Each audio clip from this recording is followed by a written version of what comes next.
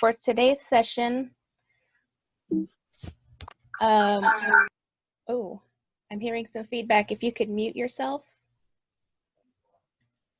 I've asked everyone to rename yourselves. We have a lot of people joining in from the Canvas link, and they're all showing up as Katie Aguirre. So if you can rename yourself as your language and then your actual name, that would be helpful for when we do the breakout sessions. So for today's session, we anticipate that, or what we wanted to do is just go through an overview of Canvas.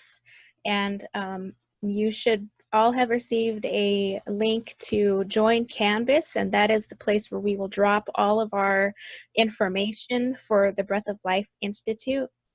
And I felt like it would be appropriate to go through just a quick overview of how to use it. So it's been a long time since I've used Canvas, but this is your dashboard, and it tells you if there's any new activities or notifications. This is where things will pop up, like our homework for week 2. That will be dropped in here within the next couple of days as well. For the course, the course that you're all enrolled in is Virtual Breath of Life 2020. And if there are any other courses that you're affiliated with, they would probably show up there. For the calendar, this is where we'll drop homeworks and upcoming events and dates. Inbox, this is where you might receive messages from the instructors or from the administrators of Canvas. Let me see, I have some chats. Oh, good morning, Virginia. Good morning, everybody. So it's periodically, it would be a good idea to go in here, if you haven't already done so, to go in here and just click and see what each of the features holds. Check your inbox if there's any messages. You can upload a profile picture.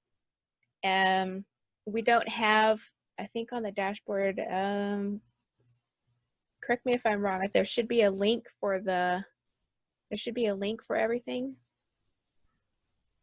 A link for Facebook, here we go. So in the course, we have our updates, and then you'll find the week 1 overview. This is the Zoom meeting link where you can sign in every time we have a meeting. You can click on here and get into the meeting. We have the permission form. I've received the permission form from most of you, but if you haven't done it already, please go open the permission form. It takes a few minutes to complete. And then we have some of our, we have some other helpful tips that we've popped in here, our Zoom tips, our archives introduction, information from the last meeting was all in here. The links to the box where you can find your folders, our homework. This is the link to share the homeworks and projects, and it will take you to our Facebook, and that's where you can drop, oh, Facebook is refusing to connect today, but that's where you can drop your homework projects and any other items that you want to share with the group. Carly, before you go back to that, I was going to say, go back to that screen really quick. Sure. Usually when that, in Canvas, when there's nothing in the gray, if you can go back to that. Yeah. Hover your arrow over link to share homework and projects. Yep. That is an active link to what was intended to show in the gray, and it'll take you into another window for that link. Just, that's something that a lot of students, they don't realize that's a link because it's not highlighted in blue, but it is a link. Oh, thank you, Kayla. I didn't even know that either. Like I said, it's been a while since I've used this. Okay, so here's our Breath of Life Institute homework page, and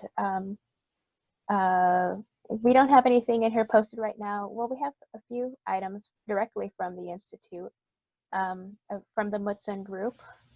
So as a group, as participants, you're free to put your homeworks in there to tell the group what's going on, and good place to share. And let's see, what else do we have?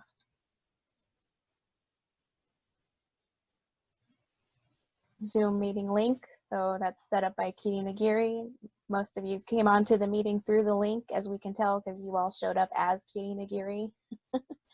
So I would check this maybe at the beginning of the week, beginning of each week for the homework or any other updates. And actually, as things get updated, as Kirina updates the page, I believe it sends a notification to your email. So I'm going to stop sharing that. And the homework from last week in preparation of today's session was to review Kayla Begay's videos on our ICLES YouTube page, and those were on phonetics. And so today I'd like to turn it over to Kayla to go more in depth with that. And then after that, you're probably going to have a little more extra time than we did last week with your breakout sessions. After Kayla's presentation, we'll put you into your groups and you'll be able to work with each other for the rest of the session. Okay, so Kayla, you're up. And I'll monitor the chat for questions. Okay, let me go ahead and share my screen. I usually go for the desktop here, but then we'll go into the slideshow. Okay. All right, so hey an Kayla Begay Foliet, my name is Kayla Begay. I'm an assistant professor in Native American Studies at Humboldt State University, and I've also studied at UC Berkeley for my doctorate in linguistics. I come from the Hoopa Valley and Acorn Stirring Place, and I also have grandparents who are enrolled in the Yurok and Karuk tribes as well. So I try to keep up with different heritage languages of my family, and consequently that's learning lots about the different languages. As I imagine a lot of folks have a similar background, sharing different language backgrounds in California. So this live session's goals for today is I want to go ahead and review from the video, and if we can also, if there's any questions, I'm inviting folks to put questions into the chat. So a review and a portion of taking questions here. I also want to show a little bit about the International Phonetic Alphabet Chart, because the video focused on the Americanist system. And so we're not going to go into every little sound because not all of them are relevant in California Indian languages. However, I just want to emphasize that the chart, you know, if you have materials that use this alphabet chart, that it's organized similarly, but also uses other symbols. And so just to understand what those other symbols might be doing. And then I also want to share ideas for phonetics to phonology practice. And so this is where we would talk about homework. We have some more traditional beginning phonetics phonology practice homework, but then also I have some ideas to share that have helped me in learning both my own and working with other languages that are more advanced. And so my understanding is our homeworks for these BOL sessions are not required, but these are ideas that should you want to go ahead and pursue that, I'll go ahead and share the ideas that I have. And then I'll also share these slides in the Canvas site so that you can go ahead and review them if you'd like. So just a little bit of an overview and a review from that session, in which was 2018. It was filmed. We went over phonetics and California Indian languages. But just to remind ourselves, phonetics is a branch of linguistics that focuses on the production and classification of the world's speech sounds. So a writing system that captures all of those sounds. We're going to go ahead and review some of that today, but what I was showing in that video was what is often the most used system for our languages here in California, which is an Americanist system. But the world's speech sounds is what's being captured in phonetics. And our understanding of that has grown, right? So sounds can be described and sorted into categories based on how they're made and what speech organs are used. Let's see here. And if you know something about phonetics, it can be easier to learn to make the sounds of a language you are learning. And so that's important to note. I want to mention just a little bit about phonology, which is a related field. Phonology, which focuses on sound patterns in languages and across languages. And there are regular patterns with and across languages that can help make sense of how sounds appear or behave in certain environments. So as you're familiarizing yourself with the sounds of your language, sometimes different versions of that sound can appear in different environments, and that is something that phonology deals with. And so in that previous video, we talked about different writing systems, but I focused on Americanist systems. But linguistic systems in general are meant to encode one symbol, one sound, and often our languages are written in Americanist systems with the older documentation. More recently, a lot of grammars use perhaps an international phonetic alphabet system, which I'm going to go ahead and just sort of show a little bit today. Also, documentation that's more recent may use IPA is what it's called. But then also a lot of our communities from those documents and working with elders have created our own practical orthographies. And these are community-based. They're often used to help bridge the gap between English literacy and linguistic writing systems. And they're often easier to type and make content with on computers and other devices. And so I think it's kind of a little more rare for folks encountering documentation to not maybe have a community practical orthography at this time, but for myself working with other California Dene languages, it wasn't until 2014 that we all came together and worked on a Wailaki orthography, for example. So it might be that still there are communities that are taking these systems and making them their own and thinking about what their uses need to be, and that's a practical orthography. And so in the video, I focused a lot on the consonant chart, and so this is just a little bit of review. I'm not going to go through all of the sounds today. You can go ahead and refer back to that previous video. But as a reminder, I kind of want to talk a little bit about some of the contrasts in the organization, because that helps us understand where things are made, where sounds are made in the mouth, and what processes are involved in what parts, right? So I'll go ahead and focus in on this little area here. This is, again, Americanist system. So with the sound chart that was provided in the video, and I'll go ahead and make these slides available, across the top are these labels like bilabial, interdental, dental, alveolar, retroflex, right? Sound familiar? All of those labels are basically there to help remind us where these sounds are made in the mouth. So that would be places in the mouth, places of articulation. And this is organized left to right, front to back. Now, so that means bilabial starts with here, your lips, right? Left to right, we're moving from bilabial to interdental, which is right behind your teeth, or right in your teeth, excuse me. Dental alveolar right behind the teeth. Retroflex is a little further back, and you're doing something with your tongue behind the teeth. You can go through that chart, and again, it's going from your lips further back, right? So places of articulation. Manner. Those charts are organized top to bottom, and how close is the tongue or other parts used with the other parts of the mouth. And so we have, for example, stops here have a full closure, and the tongue or other parts of the mouth, like the lips, for example, have a full closure, fully touching, and there's some release of air that's produced with that, right? After a full closure. But going through the chart from top to bottom, you go from a full closure to, okay, fricatives are being a little less, right? It's a close enough distance that there's frication made, but it's not the case that you're getting a full closure.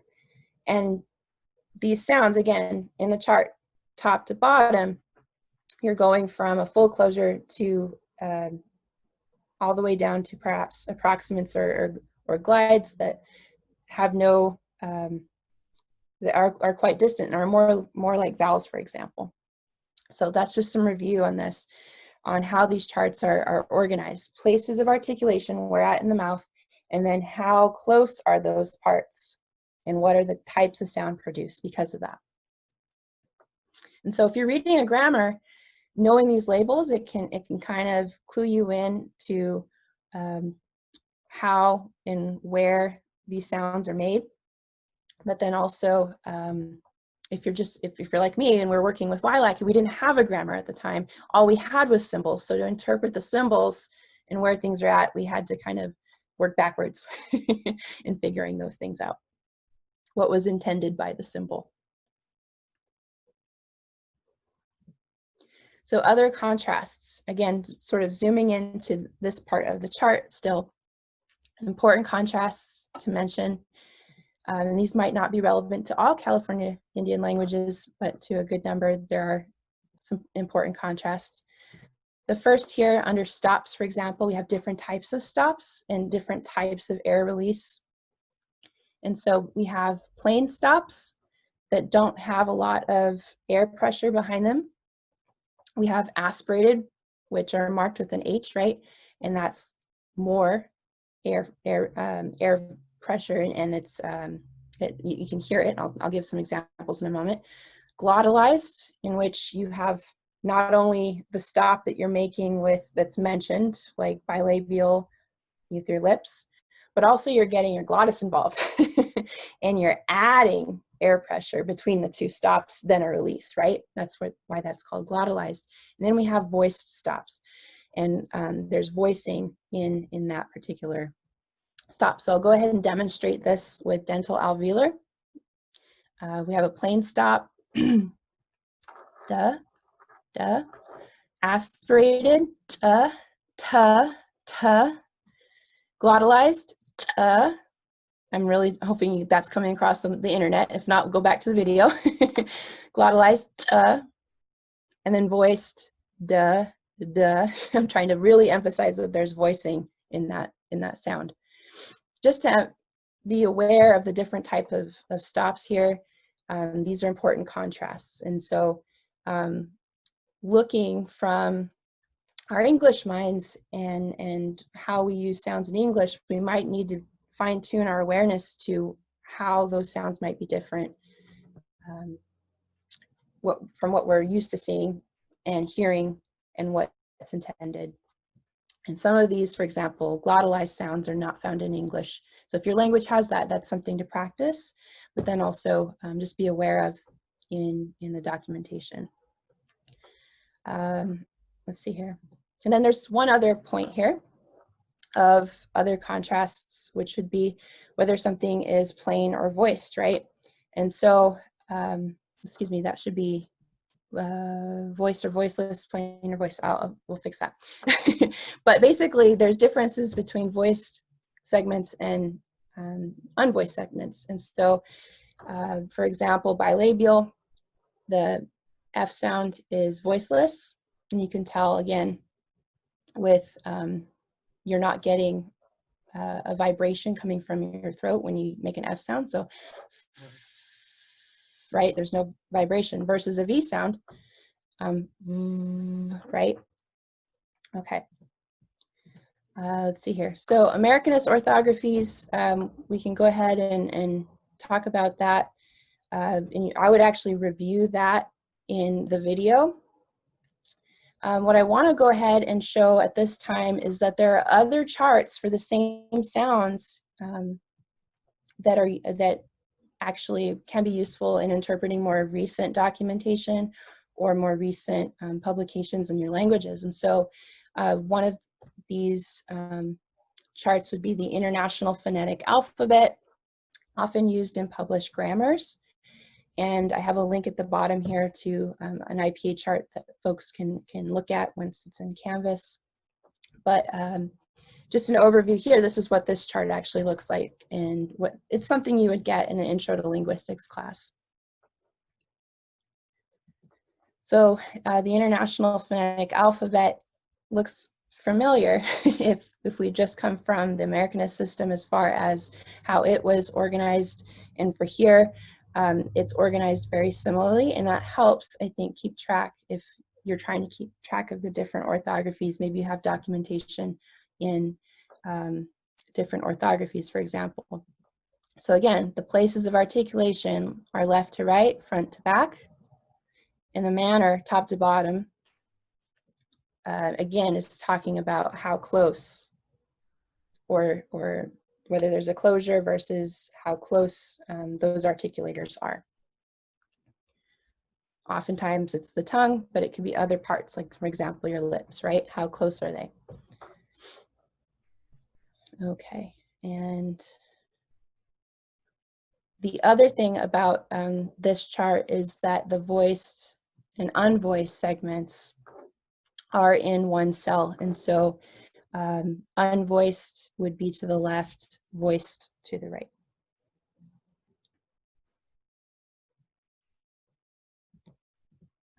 Okay. There's other parts to this particular chart that, again, this is meant to capture the world's languages sounds, right? And with this particular chart below the consonants, you have some more information here that is involving consonants that aren't just airflow through the lungs, for example. So if I go back really quickly, all of these consonants here involve airflow from your lungs. But there are consonants that, for example, aren't just using airflow with the lungs, but are also involving airflow in the mouth with negative and more increased pressure, for example. And so for Californian languages, some of us have ejectives, which again, we have this in the American system, but this is basically written here. So we have ejectives or glottalized, right? This was the term that was also used in that previous chart. So we have bilabial, dental alveolar, velar, and an alveolar fricative. Perhaps this is something that folks may encounter. Excuse me. So, and then here we have voiced implosives. My understanding is that in the Americanist system, some of the Maidu languages maybe didn't encode a particular symbol for this, as in IPA always, but this chart, the International Phonetic Alphabet, does have a separate symbol for this.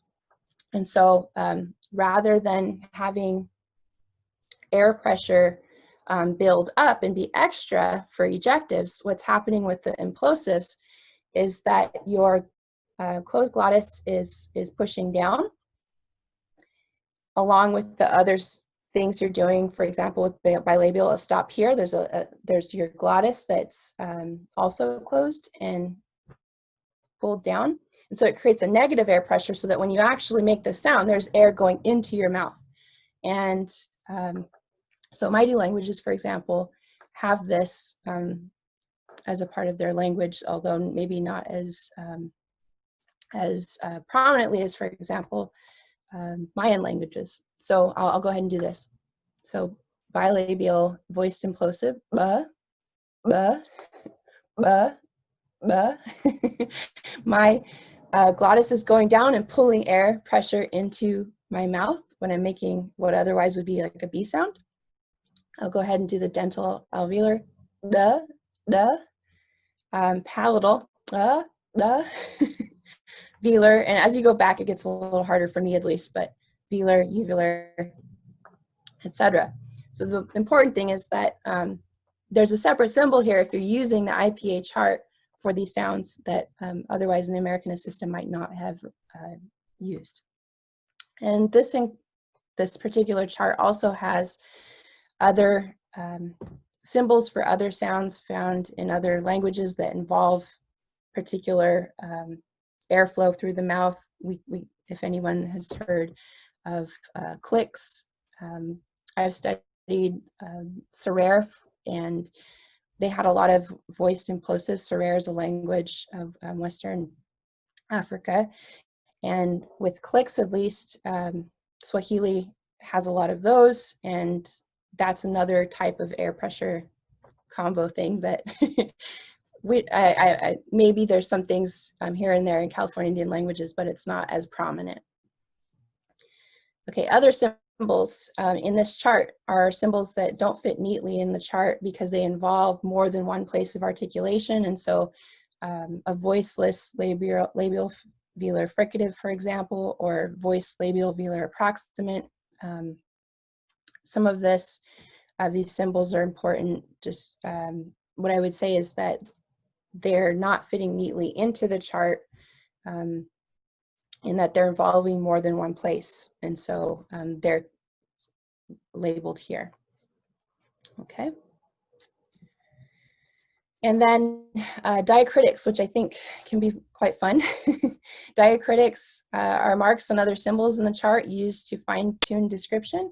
And so some of these marks, for example, when I was working with WILACI, I would find particular marks that I had to decipher. They weren't easily organized already for me, but going back and looking, what is meant by that more fine-tuned description. And again, you're using the symbols already found in what is otherwise different parts of the chart, but you're adding little marks to those symbols to just fine-tune the description.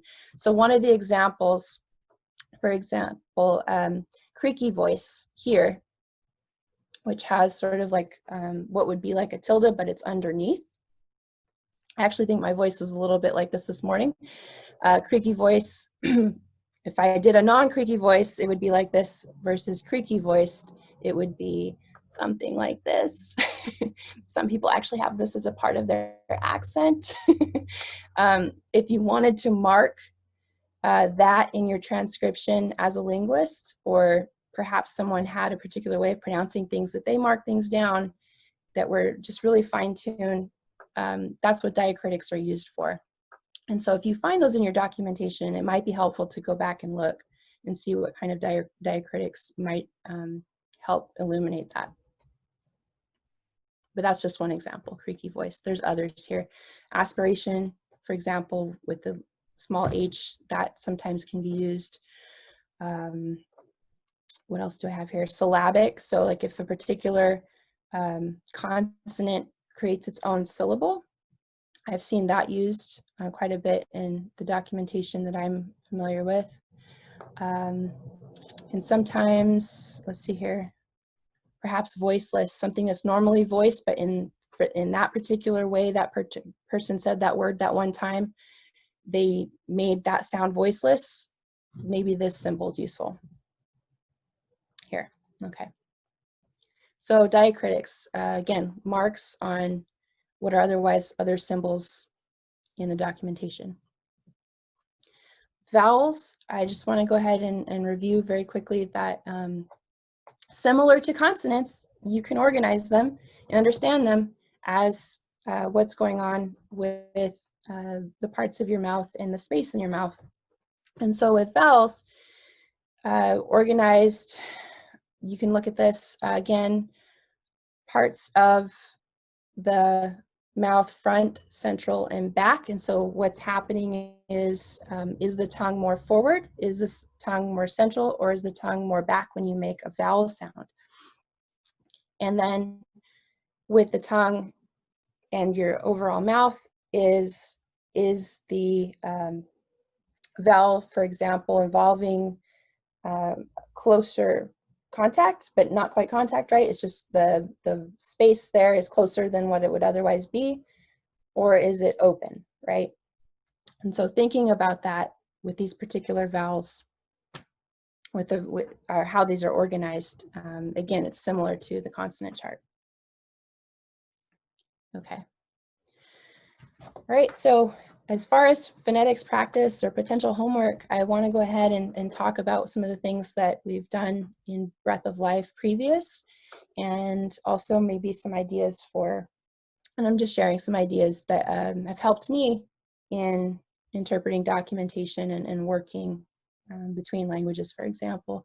So phonetics practice, some potential beginning practice or homework could be practice reading aloud a passage in your language from one of the documents you have from your language. So when we started, for example, the first person I worked with Wailaki, one of the first documents we had was just a number list. And so what we did was learn to pronounce all of those numbers. And that was one way we did that. But other folks, for example, maybe want to read a short story and practice, or even just lines from the story, practice reading out loud a passage, because that can help you get practice with the sounds. And don't be surprised if it's your first time that your mouth is going to be a little sore from doing some of that, because again, our muscles might be doing things differently. The tongue is a muscle, and where that's happening in the mouth might be different than what we're used to with our English words. Another is write a poem using words that illustrate the sounds of your language.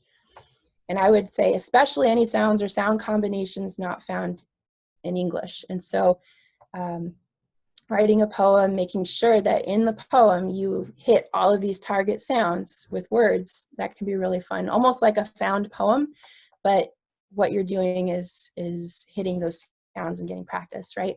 And I say this, or sound combinations not found in English, because some of the sounds may be part of the English language, but in combination with each other in a certain row altogether, maybe that's not something we're used to doing in English, for example. I can also think of different environments that may be hard. So for example, in Hoopa language, we have a TS sound that can start words. And it's found in English, right? The word tracking that. And so, for example, working with Wailaki documentation, all of the different writing systems, the various linguists, for example, Lee Fung Kuei, Pliny Earl Goddard, Frank Assine, and Seahart Merriam, tracking what the different sounds, how they're written. That could be really helpful to interpreting the documents. But then I also found doing that not everyone heard all the sounds that were possible in Wailaki.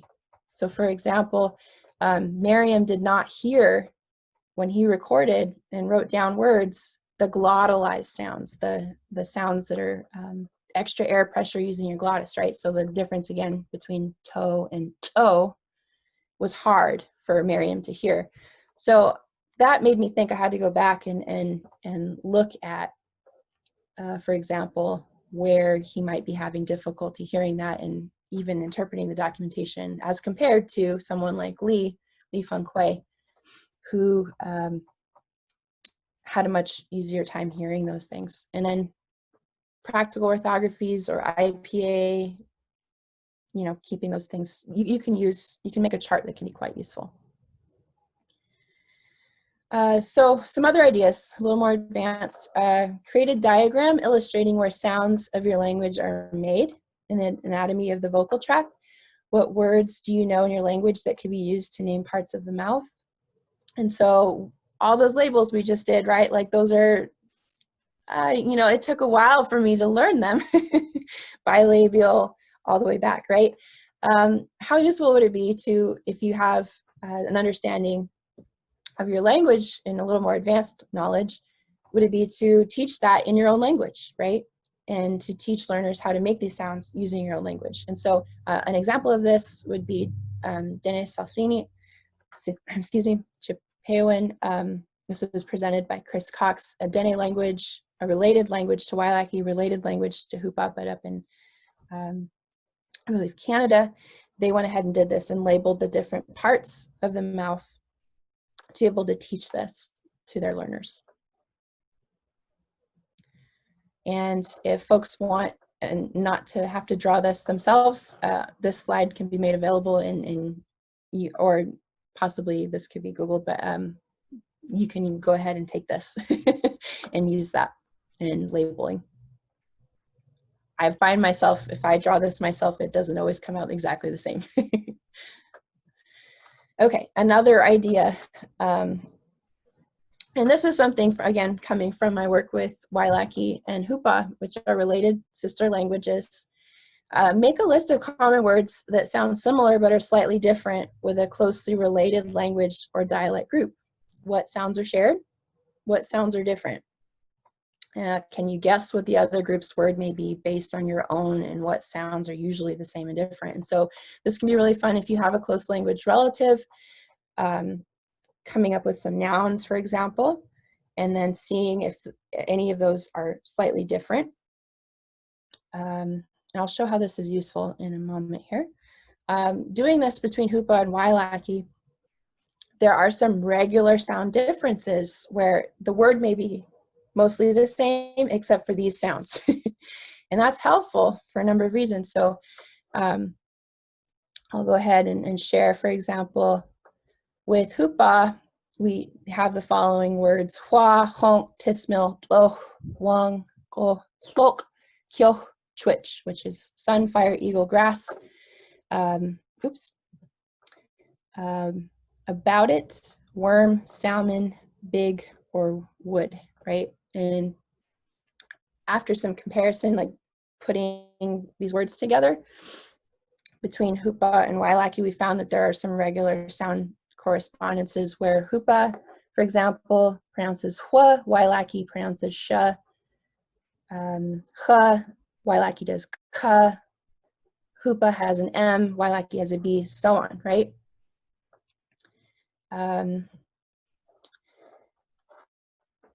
This is what can be done. But if ever I can't find the word in Wailaki, for example, the documentation is only so much, right? What I can actually do is look at the Hupa word and see what might be the best guess for Wailaki based on what are regularly the same or different. And so we've done that actually. And sometimes it takes, this might be the fastest way, but then we find the word later and it's exactly what we thought it would be. So I'll just go ahead and share that. Some more ideas: making a list of any words borrowed from English, Spanish, or another language in your language. How do the sounds change to fit your language? Can these changes be used to borrow or make new words? Some examples for Hupa, for example, we have abelos is how we borrowed the word for apples. Kauhuet is one way that folks came up with the word for coffee. We don't have an F sound and we don't have a P sound. And so abelos and kauhuet, hua, right, are the examples of how Hupa made these words Hupa.